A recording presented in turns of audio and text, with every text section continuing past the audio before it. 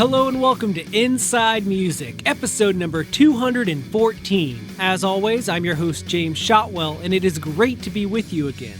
My guest this episode is my good friend Matt Sanchez from the band American Authors, and that means that this is the best day of our podcast to date. If you don't get that joke, you will in a little bit, but it also might not be that funny.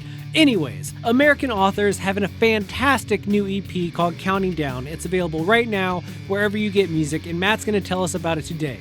We're also going to talk about what it's like being the gold standard in music licensing, pivoting from the band that you start out as to the band that you hope to become, growing up in the business of music, and much more. Of course, we'll talk about the pandemic, but not too much. Before we get to all that, I do want to remind you that this show is brought to you by Holix, the music industry's gold standard for music promotion. Record labels, publicists, and independent artists alike use Holix to promote their new and unreleased music to members of the media. Join the likes of Bruce Springsteen, Slipknot, American Authors, Blink-182, Mariah Carey, and thousands more by promoting your music on the industry's most trusted service. Visit Holix.com today. That's Haulix.com today to sign up. And when you do, you'll get a free 30-day trial courtesy of your friends here at Inside Music. That's all I have to share with you today. Please check out the Counting Down EP as soon as this episode ends, but right now, just sit back, relax, and enjoy my pal, Matt Sanchez of American Authors.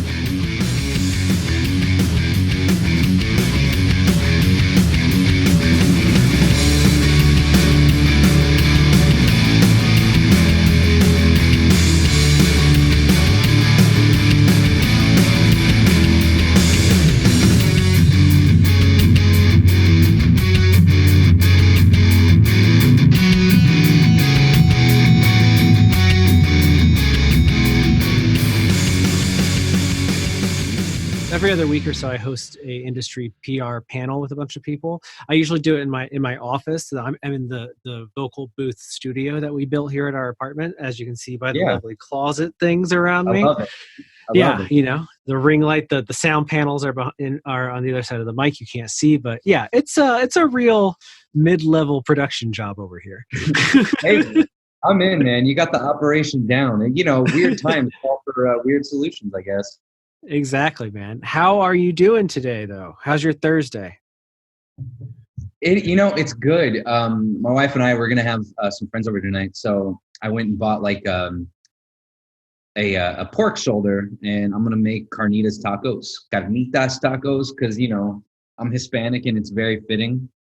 And I also like make a mean freaking taco. Like they really are delicious. So. I'm actually really excited about that, and that might be the highlight of my day so far. Hey, listen, I get it. I'm making carnitas on Sunday, but my partner is, she has a lot of medical health dietary things. So like we do like an AIP kind of autoimmune paleo version of carnitas. So it's not quite all of the seasonings, but we get we do it, and I do it slow cooker style, so it's like an all-day thing. We really get into it, but I feel you. I'm excited for you vicariously. Yeah, thank you. And then, as you know, like, our EP comes out at midnight, so I'm looking forward to that. But that's not quite here yet, but we're almost there. I mean, so. I'm excited. I'm excited for the world to hear the EP. So I'm right there with you still. I think, I was interested to see what you guys would do next, because I thought Seasons was the best thing you'd done up to that point. So I love the continuation. Plus, I mean, I was always a fan of you guys back when I used to live in Boston, and when I lived in Boston, my friend Craig Silva would talk about you guys all the time. Hey, Craig, he designed our logo. Yeah. I do know that because Craig and I used to have a record label together called Antique Records a while back. And that I was the other part of that operation. So you and I have been tangentially connected via him for like a decade. That's amazing. Whoa, that brings it back, man. I gotta hit that guy up. Yeah, he's thriving out there. But I'd always enjoyed your guys' music to that point, but Seasons was something special to me, especially because I am a diehard Need to Breathe fan. So Neighborhood is just like one of those songs. Oof. Oh man. and it's funny how that came about. Well, first of all, thanks for your kind words. Just like it's actually really funny hearing what records or what songs are people's favorites, you know, and it because you get a lot of people that are like, you know, I was such a huge fan of your first two records, and then like the third one kind of seemed like a little bit of a departure from what you usually do, and then you have people like you who are like, you know, your third one was my favorite record, and you know, I think it was one of those things where like the third record for us was just really just trying to just be completely honest with ourselves, just kind of get away from like this, I don't know, kind of like being lost in like this confusing pop world, I guess you could say, you know. There's like so much push and pull from like every direction, whether it was from labels or from, you know, I don't know, different producers or different artists and everything. And the third record was just kind of our way of just kind of shutting all of that out and just really just like digging deep and like, you know, speaking from our hearts and our souls. And the bear came about because we had done shows with Need to Breathe a few times, and they're like the nicest guys ever. They really are. And we were writing with this guy, Gabe Simon. And I don't know, have you heard Bear's like side project, the thing he just put out, Wilder Woods? Yeah, have you heard it? It's so Gabe, good. Dude, it's so good. Gabe was actually the guy who produced it. And earlier in that year, we had been writing songs with them, and we wrote Neighborhood, and it just kind of all meshed together. We were at a concert. Our friend Jesse DeFlorio he's a photographer. He had also like taken so many pictures and gone on the road, Need to Breathe. And everything just kind of like, it was like this weird marriage. And like, we just asked Bear, we're like, hey, we have this song and we know all these people and we play all these concerts together. It's like the world is telling us we need to do something together. So do you want to sing on it? And, you know, luckily like he heard it and he felt a connection to it, you know? And yeah, well, it feels like the kind of song that was the perfect, like that, if there was a Venn diagram of American authors, like themes and topics, and a Need to Breathe themes and topics, like that song hits right in the middle of those two things. Yeah, I agree. And it's funny because it's like, yeah, I think it relates to, I think he related on such a personal level because, I mean, you know, we tour so much, you know, so I agree with you. I think that if there was something that made sense, it was probably that song. Absolutely. And if anyone hasn't heard it, it's available now. Seasons is out there, and I've been blessed because I live in Grand Rapids, Michigan. It's one of the last places you played before you didn't play shows anymore. You guys, you guys were there here February 16th. That was probably the last tour that you were on before everything exploded, or imploded, however you want to look at it. I don't know how you look at that, man. We were lucky enough to, you know, we had just finished it like, you know, mid-February, like you were saying. And at that time, you know, there were like rumors at best that were at least that the public knew, you know what I mean? Yeah. And then like literally a week later, we finished tour, and all of a sudden it's like, great, we're not playing shows till like, you know, the end of 2021 now. Yeah. You know? So get comfortable being at home. Yeah, and you know, it'll turn into it actually kind of worked out because, you know, we'd finished that tour and we knew immediately after that tour that we were going to go into a writing cycle. So it kind of worked out okay for us in the way that, you know, we don't have any tour plans right now for this year, and it's just a writing year. So, you know, kind of works out. It does kind of work out. And I mean, you know, you guys do have this new thing coming out right now. So when this all kicked off, had you started writing what would ultimately become this new release, or were you starting from page one, like as this is all kind of unfurling? So this was kind of a collection of songs that we wrote before tour, and we were in Nashville at the time. We were finishing up, I think, probably just a few things off of our last record, and we had already known. We were just finishing up production. We already knew what that last record was going to be and everything like that. So we were just kind of in an Airbnb. We made a makeshift studio, and we were like, we still have a few things we want to say, just kind of based off of what we've already done. And we wrote these songs before that tour, like months before that tour. Yeah. So the production was kind of funny because, it was done pretty much remotely, like from from vacations, because we ended up producing during the middle of a pandemic, but we had written the songs already, if that makes any sense. It makes sense. Totally makes sense. And it has to be weird to be working through getting these songs out as all of this is happening, because I know that there are some musicians who have been like, we're going to sit on all of the, we had stuff ready, we're going to sit on it till next year at some point in the future. And part of me thinks that that's like it's a weird way to think about releasing music, because it's so of the time that it's written in. And that you Right. run the risk of, like, in 2021, no one's going to remember the style of life you're describing in the songs you recorded in winter in 2019 that you've just been sitting on for 18 months. We're going to be like, what is that? This feels Right. old. And you Yeah. guys have the benefit of, I guess, trying to create while this is unfolding and then getting something to the world in the midst of it. And I think that it benefits from that, because as somebody that's heard more of it than everyone else, at least as we're recording this now, it does, it feels more timely as a result. Even if you guys already had that stuff done, it was in your minds. It was something you were thinking about while you were going through it. It wasn't like, I hope this still works. Right. Yeah, exactly. And, I mean, for us, it also just like during this time, I think it was even more important for us to actually put it out into the world, because in a weird way, it kind of gives us a little bit of a buffer. It gives us that chance to put these things that we still want to say out into the world, and then just spend our time, focusing on what's happening right now. You know what I mean? And Yeah. and then we don't have to worry about, in this single driven market, we don't have to worry about releasing another song. We don't have to worry about anything. We can just focus on what we want to do.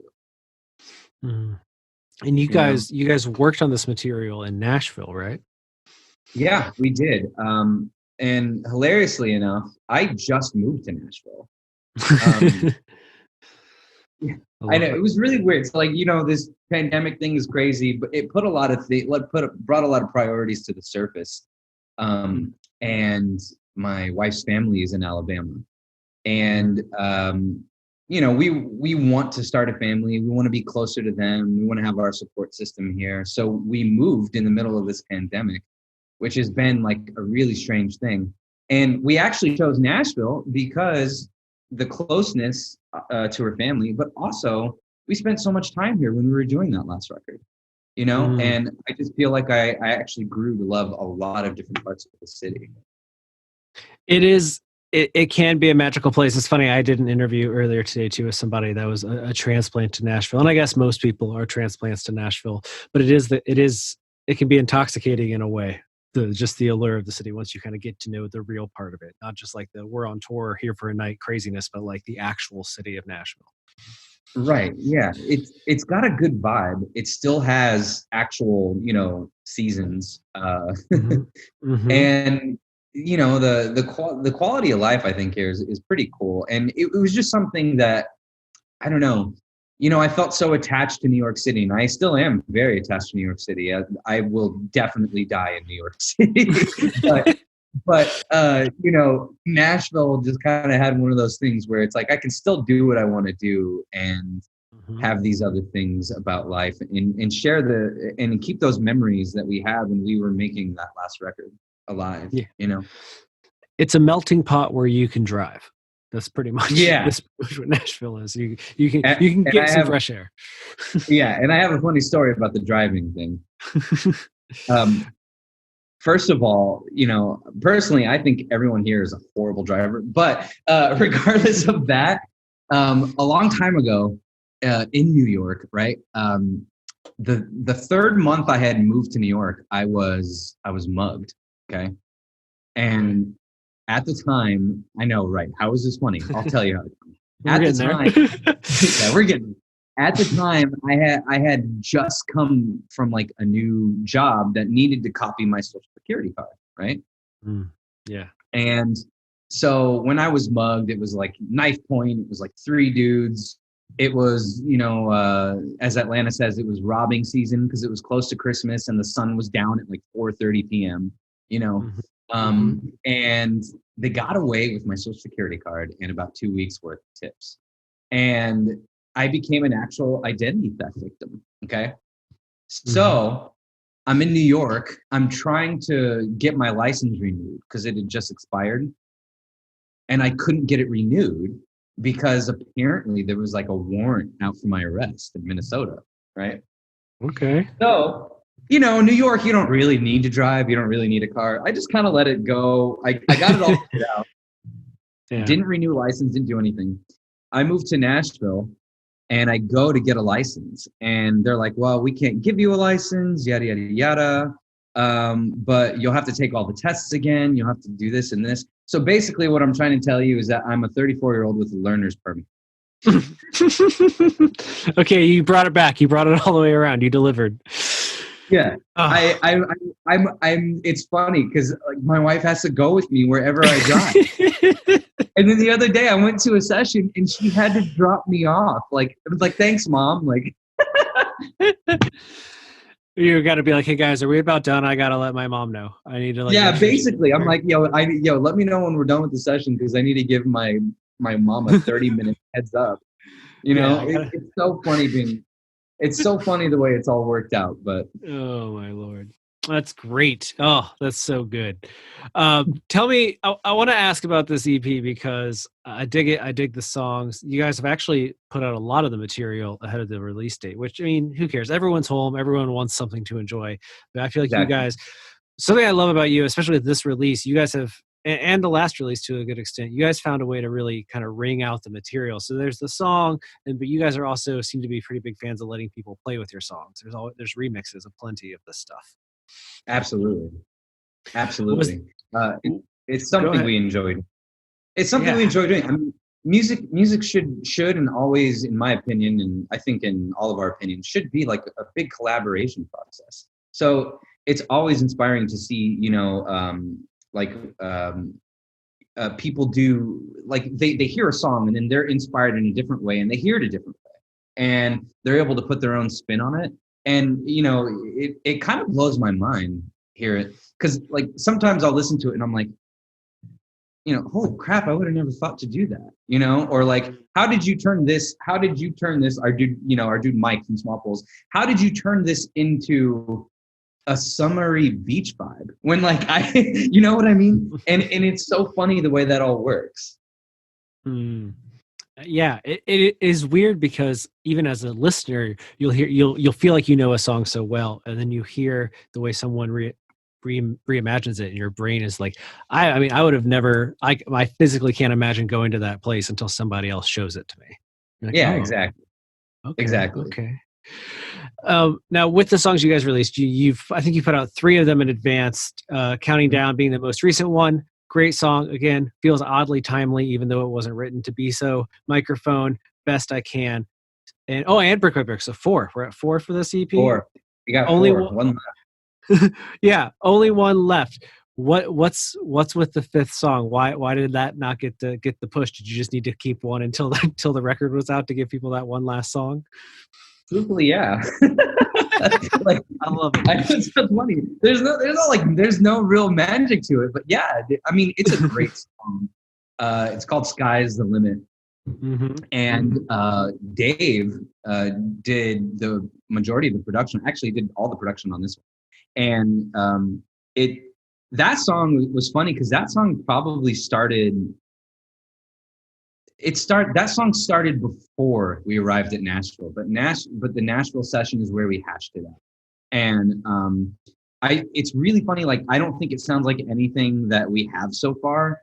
And the message is still like a very close personal like at touch message because it's almost like this person just like has anxiety about making it in this world because this world is so confusing.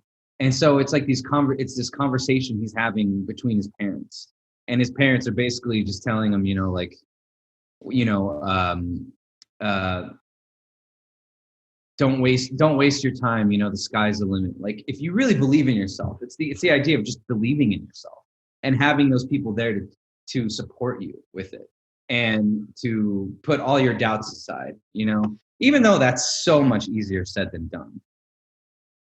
It is, but I feel one could argue that American Authors as a band has gotten an entire career out of writing songs about chasing and finding that exact thing. Yeah, I would. I don't even think that is an argument. Like you're not wrong. But Yeah. but it's funny though, because I always think, I think like when I think of the Sky's the Limit song, I always remember my grandfather, who I called Pampo, and he died when he was almost 101. No joke. He died when he was 100. It wasn't that far from his 101st birthday. But my like he would always say, or my aunt or someone would always say, like, I want to see our name in the sky, that kind of thing. And it kind of like triggered this like very, very intense like moment for me, because he wasn't around when American Authors, when we made it, when we had that, first hit. But I would have loved for him to be. And for me, it was like one of those connecting moments, where it's like, well, now maybe this all comes to like, maybe you see that name in the sky now, maybe you see these things happening, and it would just be awesome. I can imagine how much it would mean to him. You know what I mean? Yeah. And there's absolutely. like, and there was this thing, like, I felt very close to him. He was the patriarch of the family for so long, but I just felt very close to him because he was such a good man.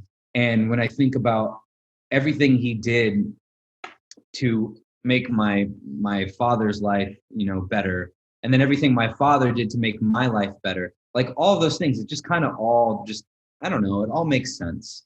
It all just feels like intensely personal for some reason. Yeah, and I think that's what makes it work, right? Because you and I have both heard plenty of people try to write faux motivational or inspirational music that it just like the words might be there, the melodies might be there, but it doesn't have that like thing, that intangible it factor that makes it connect with listeners, because it's more of a calculated thing than it is a pure work. Yeah, and there's a lot of that. I mean, and it's funny too, like sometimes they call them like briefs for like syncs and stuff. Sometimes we get them from, our publishers, and you read them, and they'll say things like non-romantic. They'll say things like, try to include this phrase in it or whatever, or a phrase close to this. And then like you sit there and you think about it and you're like, well, everything that we've ever done that has been successful, at least in that world, has never been because we tried to do it on purpose. You know what I mean? It's always just been like this intensely personal thing for us. And those are the songs that we found that usually do better. So yeah, I'm with you. Like there is a lot of that, like the calculated, like the the stuff that's done on purpose. Like you'll get a commercial out of this. Whereas like we actually tried to do the opposite. We don't try to get commercials out of it. It just kind of ends up happening that way. Well, I would say that you guys have had songs that get really good licensing placements where people hear it and they think I could do that, and that's where you end up with a bunch of songs that can't imitate that same thing because they're trying to build a song that has that, like, it's in a major key and it's upbeat and it has positive lyrics, and it's like, yeah, but those things you can't, it's not a math problem, we can't piece it together that way. Right. Which is funny because it's like that kind of goes back to the idea of that third record season's just it's like pushing all that noise aside, because like you would always hear like, how do you follow up a song like Best Day of My Life? Like, how do you follow it up? You have to try to replicate it. You have to try to do these things. You have to try to do this, blah, blah, blah, blah, blah. And it was just like, I had enough of that. We had enough of that crap. We just wanted to do what we wanted to do. And I think that you see that too with like this new EP that's coming. Like, I really do think that you see that, Well, there's a great quote in the press release where where it said that this is kind of the closing of a chapter for you guys, that you guys musically will, Seasons maybe started this a little bit where you guys are like, we're gonna do something different. And I feel like there does seem to be some finality to this, because it does bring full circle some of the things that people that have listened to the band from day one will recognize, like, this is the band that I love. But it also kind of builds on what you guys started to do with Seasons, where it's like, okay, we're pushing you out the door towards what will be the next thing. Like, Seasons is almost like the abrupt version of what this EP does, a little bit more gently, which is like combine these two ideas. Right. Exactly. And truthfully, that wasn't necessarily intentional, but I think it's always funny, like when you try to create something, like, and you try to create a body of work, almost in a weird way, it kind of creates itself. You know what I mean? Like, that it wasn't intentional to have like that, that gentler like push and everything like that. It just worked out that way. Well, it worked out in a positive way, because sometimes it just doesn't work out in the other direction. So that's true. Thank you for that. I can't wait to see what we do next. I mean, I can't either, but the fact that you're excited about it, that makes me more excited, because it tells me that you don't necessarily know. That's the best position. And straight up, like, I won't even lie, like, we don't, but we do have, we know we have like our time like figured out. We know what we're gonna do, but we don't necessarily know the exact direction we're gonna take it. But I know that next Wednesday, it's really funny. Next Wednesday, flying out to LA, right? Taking a COVID test, waiting because they have like the immediate ones, waiting the 20 or however many hours it is to get our results back. And if we're all good, we're more than likely taking a trip to Joshua Tree or something like that, and spending our time together, spending about a week, maybe a week and a half together, and just starting on the next thing. Yeah, love it. Love to see it. I got a couple more things, and then I'll let you go. First up, the big fad right now is the live stream performance, that everyone performing in front of a camera for an empty audience. Is that something you guys have kicked around? Well, Zach has done a few. Once again, we don't live. Yeah, that's the problem, right? Right now, like, Zach's in LA, I'm in Nashville, James is in Nashville, Dave is in New York. Like, everything is just kind of, separate right now, right? And it's been a little difficult, but yeah, Zach's kicked around. He's done a few of them. And when you first started, it was kind of a learning curve. So like, I don't know if they're floating out there or anything like that, but if you find some of the first ones, like, the quality is just like, so bad. But he took some steps. We got it all figured out. So yeah, he's done a few. He actually did one this morning for Billboard. Yeah.